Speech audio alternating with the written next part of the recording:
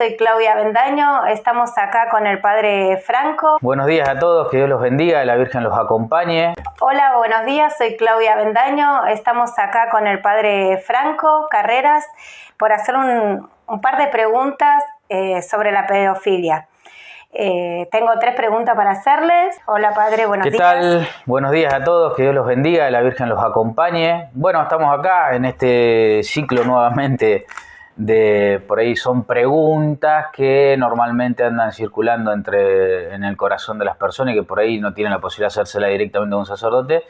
Bueno, y Claudia tiene la intrepidez y la valentía de hacerlas, así que agradecido también por dejar despejar algunas dudas. Gracias, padre. Bueno, la primera pregunta, padre, es, el Papa dijo que el 2% de los curas son de pedofilia. Bien, bueno, esta cuestión hay que aclararla, ¿no? El Papa lo que estaba haciendo era hablando sobre una situación que es muy dolorosa para la Iglesia, que son los casos de pederastía dentro de la Iglesia, y dijo que, bueno, rompiendo con el mito que a veces socialmente sostiene que todos los curas son pedófilos, él hace uso de un estudio donde arroja un número, un porcentaje, donde se habla de un 2%, un 3% de la población mundial de sacerdotes que tiene la Iglesia Católica que podrían tener esta patología o esta inclinación sexual o esta degradación, digamos, ¿no? Perversión sería la palabra. Entonces el Papa lo que está tratando de decir es, bueno, miren, verdaderamente la Iglesia vive con dolor esta situación, no es una situación deseada porque el sacerdocio está para llevar las almas a Cristo, no para destruir la inocencia o pervertir la inocencia de los niños, pero bueno, arroja esto que es un estudio que hacen distintas universidades y distintas organizaciones sobre el tema de la pedofilia. Si uno entra a internet, por ejemplo la UNICEF o distintas organizaciones internacionales y mundiales tienen porcentajes sobre el abuso de niños. ¿Por qué? Porque es una problemática a trabajar en cuanto a la prevención y en cuanto a la contención posterior, en cuanto también a ir detectando cuál es el perfil del pederasta, que tiene un perfil grande. Entonces, aclarando un poquito eso, lo que el Papa estaba tratando de decir es, bueno, es verdad que hay pedofilia dentro de la Iglesia, es verdad. ¿Es verdad que hay sacerdotes que son pedófilos? Es verdad. ¿Es verdad que todos los sacerdotes son pedófilos por el hecho de ser sacerdotes? No, eso es mentira, eso no es verdad. ¿Es verdad que la inmensa mayoría de los sacerdotes son pedófilos? No, eso también es mentira, no es así. No porque lo diga el Papa, lo diga la Iglesia, sino porque lo dicen estudios, ¿sí? Estudios de entidades que no tienen nada que ver con la fe, que se han metido a estudiar dentro de la Iglesia este fenómeno a partir de los casos de pederastía que fueron saliendo en los últimos años dentro de la Iglesia, que nos han causado tanto dolor y tanto espanto. Bien, esto es importante, ¿por qué? Porque uno puede encontrar hoy en día estudios serios sobre este tema. Una situación importante es darse cuenta de que el pederasta, el que es pedófilo, termina de definir su perfil perverso de pedofilia entre los 12 y los 16 años, dicen los estudios médicos. Entonces, ¿qué significaría esto? Significaría que no hay profesores de música pedófilos, sino que hay pedófilos que son profesores de música. No hay padrastros que son pedófilos, sino que hay pedófilos que buscan parejas con hijos para poder desarrollar esa práctica. No hay sacerdotes pedófilos, sino que hay pedófilos que se hacen sacerdotes, ¿sí? Se entiende la diferencia, ¿no? Bueno, eso es importante tenerlo en cuenta. ¿Por qué? Porque la pedofilia es un fenómeno humano. No es ni un fenómeno exclusivamente religioso, ni un fenómeno exclusivamente de educadores, ni un fenómeno exclusivamente... Es un fenómeno humano y como tal hay que tratarlo desde esa perspectiva. ¿Y cómo te das cuenta que la persona es pedófila? El cura, estamos hablando. Bueno, nosotros los sacerdotes, por ejemplo, ahora en los últimos años, ¿no? Antes de entrar al seminario, te hacen un análisis psicológico, ¿no? Un test psicológico Y bueno, se trata de ver si tenés rasgos patológicos y rasgos psiquiátricos también que permiten o no el ingreso al seminario. Y luego, durante el periodo de seminario, uno tiene directores espirituales que semanalmente hace dirección espiritual con sacerdotes y profesionales, y hay estudios psicológicos en muchas partes del mundo a los sacerdotes de modo permanente y espaciado, cada 1 año, cada 3 años, cada 5 años. ¿Para qué? Para tratar de detectar esa patología y para tratar de detectar esos rasgos y esos perfiles. La Iglesia Católica es la única institución en el mundo que tiene esa prevención. No hay otras instituciones católicas, otras instituciones religiosas o no religiosas, pensemos en la docencia, por ejemplo, que tengan en los últimos 20 años hayan desarrollado un seguimiento tan grande para tratar de evitar los casos y cuidar a las víctimas. No hay.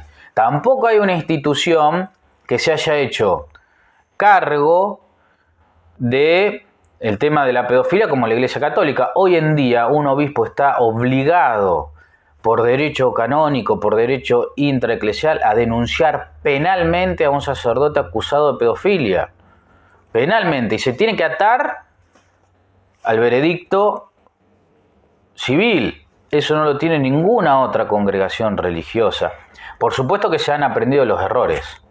Pero bueno, la Iglesia ha modificado muchos rasgos de ese índole. Incluso cuando se detecta una persona con rasgos de ese estilo, se lo aparta del ministerio y se lo rodea con terapeutas, con análisis psiquiátrico, psicológico, con contención, etc. Pero no vuelve a ser cura. No vuelve más. Saltaron muchos casos, padre, en la iglesia de parte de los sacerdotes, que hubo encubrimiento, que hubo... Sí, bueno, nosotros sabemos que la realidad de la pedofilia dentro de la iglesia es desde siempre, de hecho está condenado por la Sagrada Escritura. Siempre el ser humano tuvo, lamentablemente, esa perversión. Gracias a Dios lo que tenemos ahora es la posibilidad de detectarlo con anticipación gracias a la psicología, a la psiquiatría, y también tratarlo, contenerlo para que el rango de daño sea menor, y la posibilidad de visualizarlo y de llevarlo adelante en cuanto al juicio, etcétera, que antes estaba un poco más desprovisto. La práctica de la iglesia durante un tiempo fue justamente, en algunos casos, encubrirlo. ¿Por qué? Y porque seguramente esos obispos también eran pederastas, porque vamos a decirlo, durante mucho tiempo en la iglesia no se contaba con una herramienta para prevenir los casos y no se sabía bien de qué se trataba la pederastía en cuanto a rasgos psicológicos o clínicos. Entonces, ¿qué hacía la iglesia? Surgía una acusación en una parroquia, se lo mandaba a otra. Entonces se iba paseando de parroquia en parroquia y este sacerdote iba haciendo daño. Bueno, es en el mejor de los casos. Sí han saltado casos donde los obispos, sabiendo que el sacerdote tenía un comportamiento ya recurrente, lo encubrían. Y eso la iglesia ha sido muy firme cuando han salido esos casos, incluso ha reducido a esos sacerdotes y a esos obispos, le ha quitado el estado clerical e incluso ha testificado en contra de ellos en los juicios civiles, que tampoco hace eso ninguna institución. A partir de la eclosión de esos casos, que fueron muchos, en la iglesia, estamos hablando de un rango de más de 50, 60 años. Se recopilaron todos los casos en un rango de 50, 60 años a nivel mundial. No es que solamente fue en un año 1000 casos. No, estamos hablando en un periodo largo. La iglesia fue la única institución que a raíz de todo esto ha modificado, ¿sí? Entonces hoy en día un sacerdote que es acusado de pedofilia y se comprueba que ha tenido un comportamiento inapropiado sobre eso, se lo acusa penalmente, se lo aparta del ministerio sacerdotal, no es más sacerdote, y después se le da contención psicológica y psiquiátrica hasta que el Estado se haga cargo de él por medio de una sentencia penal, ¿sí? En el caso del derecho canónico, el derecho canónico prevé un enjuiciamiento canónico a la persona que es justamente sacarle el estado clerical y apartarlo de las funciones sacerdotales. Deja de ser sacerdote u obispo y después se pone a disposición de toda la información de ese sacerdote para el foro civil. Entonces, Con mucho dolor tenemos que reconocer de que hubo obispos que encubrieron. Con mucho dolor tenemos que decir que hubo pedofilia y hay pedofilia dentro de la Iglesia, pero también con mucha alegría y esperanza podemos decir que la Iglesia Católica es la única institución que hoy, en la actualidad, prevé la posibilidad del análisis psiquiátrico, psicológico a los candidatos que van a entrar al seminario para ser sacerdotes, del seguimiento a los sacerdotes a través de la dirección espiritual y de profesionales preparados para eso, y de tener toda esta armazón legal para poder enjuiciar civilmente y penalmente a los miembros dentro de su institución que abusen de estos niños. Claro, uno puede decir, bueno, pero toda la macana que hicieron antes, ¿qué hace la Iglesia? Bueno, tiene instituciones que contiene y asiste a las víctimas, pero claro, son instituciones como si nosotros dijéramos, son anónimas. En muchas parroquias funcionan estas instituciones, pero son anónimas. No se publicitan en la parroquia, no se publicitan en los avisos parroquiales, nada, para que la persona que haya sufrido abuso también pueda mantener su intimidad, ¿sí? No sea visibilizada, una situación que muchas veces causa vergüenza y prejuicio, porque muchas veces también se estigmatiza a la persona que ha recibido abuso diciendo que va a ser un abusador ya de por sí, por el hecho de haber recibido abuso, cosa que sabemos que no es así. Entonces la Iglesia prevé para ellos esa contención y no puede hacer otra cosa. Sí está trabajando íntimamente en esta situación de tratar, de intentar detectar esos rasgos antes y durante el ministerio para que la persona no tenga la posibilidad de ejercer semejante aberración. Bueno, vamos con la tercera pregunta para el padre. ¿Qué relación tiene el celibato y la pedofilia? Bien, bueno, para esto yo los invito a que analicen un par de estudios que se han realizado. Lo primero tenemos que decir que a nivel social y humano, los últimos estudios realizados por instituciones internacionales dan que el 85% de los casos de abuso de menores son intrafamiliar. En un 25% son padres biológicos, en un 65% son familiares cercanos y en un 15% son padrastros o parejas de la madre o el padre biológico. Y hay un porcentaje pequeño, pero del 3 o el 4% de mujeres a niños, ¿sí? Entonces, la realidad de la pedofilia no es una realidad que está íntimamente relacionada con la carencia de sexualidad. No va por ahí.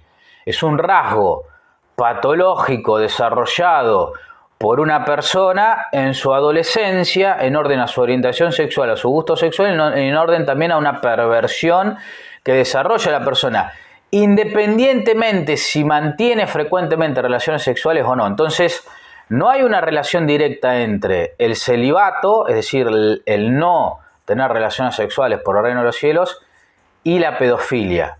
¿Por qué? Porque la mayoría de los casos de abuso se da dentro del ámbito de personas que tienen una pareja y que son heterosexuales, que es un rasgo que lo dan estos análisis que se hace, por ejemplo, UNICEF, son heterosexuales, es decir, son varones a niñas menores, ¿sí? También hay rasgos de varones a niños o de mujeres a niños o a niñas, ¿sí? Primero vamos a decir eso, que es importante decirlo. Después vamos a decir que hay un estudio hecho por la Universidad de España y por un estudioso norteamericano que él sostiene que el 7% de las personas que realizan cualquier tipo de actividad tienen rasgos pedófilos y el 5% han cometido actos pedófilos. Estamos hablando de, por ejemplo, el 7% de la población mundial de policías, por ejemplo. El 7% de la población mundial de bomberos. El 7% de la población mundial de enfermeros, etcétera. ¿Sí? No estoy estigmatizando esas actividades, estoy dando ejemplos. El 7% de cualquier actividad humana, podríamos decir que el 7% de la población humana tiene rasgos pedófilos y tiene actitud o tiene alguna caída en orden a la pedofilia. ¿Eso qué significa? Bueno, que si ponemos en comparación la población mundial de policías, por ejemplo, con la de sacerdotes, hay más probabilidad de encontrarse con un policía pedófilo que con un sacerdote pedófilo, ¿sí? ¿Se entiende lo que estoy diciendo? Sí. Y también, al ser tan alto el porcentaje de pedofilia dentro del abuso intrafamiliar, es más probable que el niño experimente abuso sexual dentro de su familia o de sus familiares que en una parroquia.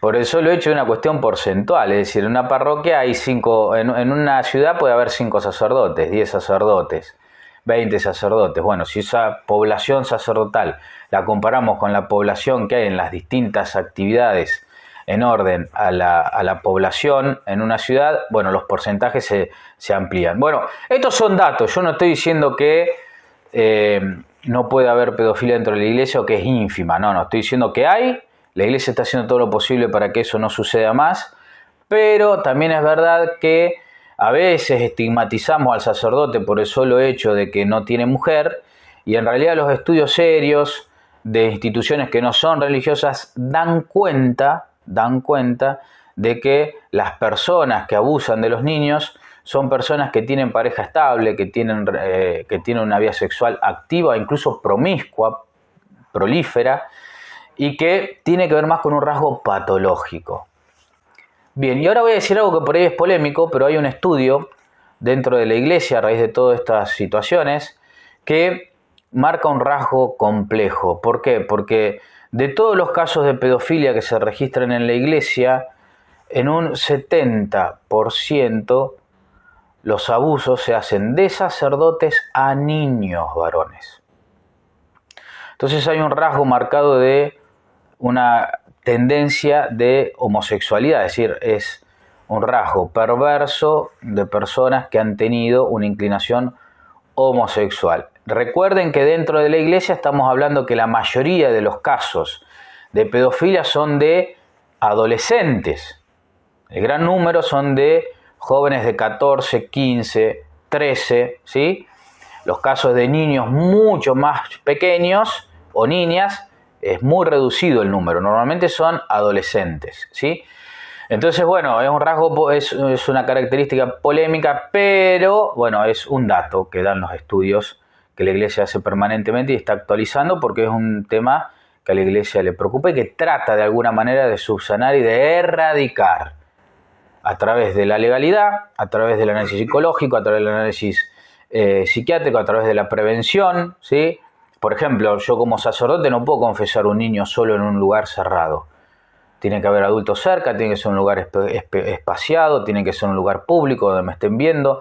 No puedo compartir ni siquiera un auto con un menor solo. Es decir, ¿por qué? Bueno, porque la iglesia prevé la posibilidad de cuidar a la víctima y también cuidar a que se diga o se sospeche cosas por ahí que no están en su lugar. Bueno, son cuestiones polémicas, difíciles de hablar porque estamos dando números, datos. En el fondo hay personas, hay niños, hay dolor, hay un misterio gigantesco del mal también que va pervirtiendo al hombre.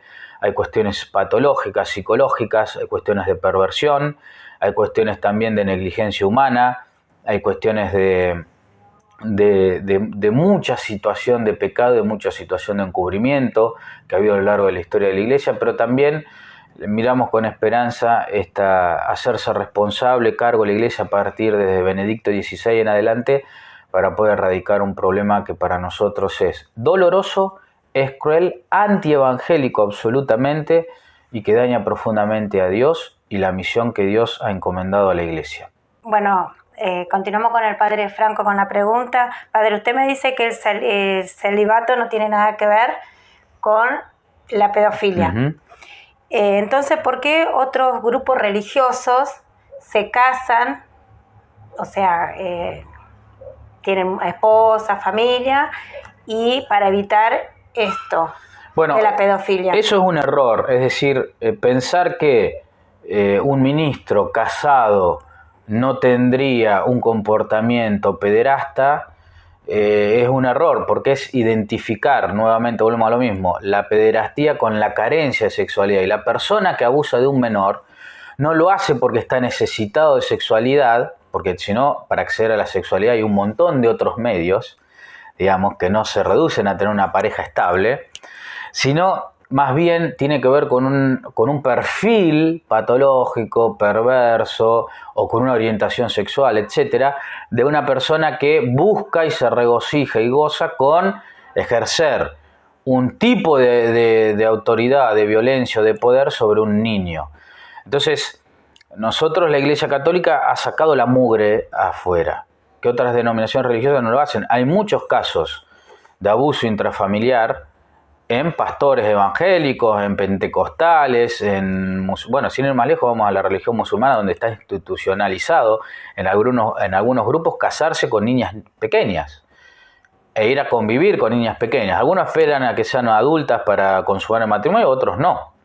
Entonces, es un error identificar a que la persona que tenga una pareja no va a tener este tipo de comportamiento, porque en realidad lo que demuestra, ¿sí?, los porcentajes, los estudios sobre el tema de la pedofilia, es que el abuso se da sobre todo intrafamiliar, en personas que tienen una sexualidad regulada, que tienen hijos, ¿sí? Incluso se ha comprobado en muchos casos que el abuso, cuando se da con personas que no son de la familia, pero que son cercanas a la familia, el hombre que ha cometido ese comportamiento, ese delito y ese pecado, tiene hijos de la misma edad casi que la persona. Es decir, es una persona con una sexualidad activa. Entonces, muchas veces los grupos evangélicos o de otras sectas utilizan el dolor y el daño de las víctimas para llevar agua para su molino y decir, ven, estos no se casan y por eso son pedófilos, nosotros sí nos casamos, nosotros no somos pedófilos, vengan con nosotros. Pero eso es una bajeza grande, porque es usar el dolor del otro, el drama del otro, para llevar agua para mi molino. Y en realidad nosotros sabemos que la vida celibataria del sacerdote no tiene ningún rasgo con la pedofilia. Sí es verdad que la carencia de sexualidad, si no está bien ordenada y si no está llevada hacia un fin que es trascendente, que está por encima de los valores humanos, bueno, puede generar cierto rasgo particular en el hombre, ¿sí? Esos famosos solterones, malhumorados, enojados, amargados, etc. Pero de ahí a pegar un salto hacia la pedofilia es otra cosa, porque si el sacerdote que no lleva bien su celibato quiere acceder a la sexualidad, tiene un montón de medios para hacerlo, sin necesidad de apelar al abuso. Cuando un sacerdote abusa es porque su rasgo patológico, humano, psicológico, psiquiátrico, afectivo, etcétera, ya está totalmente pervertido, y él ya era pedófilo desde adolescente. Ya sabía qué preferencias sexuales tenía. Bueno, padre, otra pregunta. ¿Cómo actúa la Iglesia Católica? Porque más usted dice que los casos se producen en familiares. ¿Cómo actúa si un niño viene y le cuenta al sacerdote cómo actúa y la Iglesia para ayudar a ese niño? Bien, la Iglesia tiene protocolos. Primero lo que tenemos que decir es que cada diócesis, cada iglesia tiene un tribunal. Es decir, tiene abogados y personas que se dedican a investigar y a analizar esta situación. Entonces viene una persona y me dice a mi padre, mi hijo fue abusado por el sacerdote tanto de tal parroquia. Yo inmediatamente tengo que avisar al obispado, tengo que redactar por escrito el testimonio de esa persona, poner en contacto a esa persona con el tribunal la cita, le toma declaración a ella y al niño, hacen la denuncia penal, al sacerdote se le pone en conocimiento al sacerdote que fue denunciado penalmente, y lo mismo hace la justicia civil. La Iglesia sigue por su lado la investigación para reducir al sacerdote al estado clerical y apartarlo del ministerio, y todas las pruebas que encuentra la Iglesia de los rasgos psicológicos, del análisis psiquiátrico que le ha hecho al sacerdote y los testimonios que ha recabado, los pone al servicio de la familia y sale también como garante y testigo de la familia que fue abusada. Y después espera el fallo de la justicia. Una vez que la justicia da el fallo, ese es el fallo que debe cumplir el sacerdote. Y ha pasado muchos casos, no poco, que la justicia ha dado por caída la causa del sacerdote, la justicia civil, porque ha prescripto el delito, fue un delito hace más de 20 años, ha prescripto, porque para la justicia civil los delitos de abuso prescriben, si pasó más de 20 años no tienen acción legal, pero para la iglesia no prescriben. Si hoy viene una persona a decir que fue abusada cuando tenía 7 años de un sacerdote y hoy tiene 70, no prescribe ese delito para la iglesia, y ese sacerdote, si aún está vivo, la iglesia lo va a acusar y lo va a reducir al estado laical o le va a quitar el ministerio sacerdotal, porque para la iglesia los abusos no prescriben. Por eso le digo a las personas que estén mirando, que hayan sufrido algún tipo de abuso realmente con un sacerdote, en el foro interno de la iglesia, los delitos de delecta graviora, estos tipos de delitos no prescriben. Sí en el foro civil. Entonces a veces, ¿qué pasa? Que se hace la denuncia penal, el foro civil dice, listo, ya prescribió, la iglesia sí sigue con su proceso y lo único consuelo que le queda a la familia es el dictamen de la iglesia católica que reduce a esa persona al estado clerical. La iglesia no lo puede meter preso, lo saca, lo aparta del ministerio, pero esa persona va a ser libre porque para la justicia civil ese delito prescribió y lamentablemente ahí la iglesia acompaña el dolor de la persona dándole profesionales, etcétera, pero mucho más que eso no puede hacer. Bueno, le damos gracias al padre Franco Carrera por su información, por los que nos está orientando sobre la pedofilia. Y bueno, espero que les guste este contenido, síganlo en YouTube, en TikTok. Y bueno, padre, muchísimas gracias, que tengan un muy buen día. Que Dios los bendiga, la Virgen los acompañe y vamos a rezar especialmente a Dios para que nos regale la gracia de que la santidad de la iglesia, que no depende del sacerdote, ni del obispo, ni de los papas, ni de los laicos, sino que depende exclusivamente de Jesucristo, que es su cabeza, y del Espíritu que la anima, haga brillar siempre la belleza del Evangelio entre su pueblo. Que Dios los bendiga.